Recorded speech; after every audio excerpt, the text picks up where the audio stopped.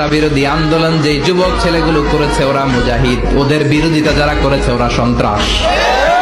নিরাপদ সড়ক চাই আন্দোলন যে ছেলেগুলো করেছে এক একটা মুজাহিদের বাচ্চা, ওদের বিরোধিতা যারা করেছে এক একটা কুখ্যাত সন্ত্রাস। ওই যুবকদেরকে কিয়ামতের ময়দানে আরশের নিচে ছায়া দিবে কে? কোন যুগে আসলাম রে ভাই? আমরা কোন যুগে আসলাম? আল্লাহ রাব্বুল আলামিন আমাদের সবাইকে হেদায়েত দান করেন, অন্যায়ের প্রতিবাদ করার তৌফিক দান করেন।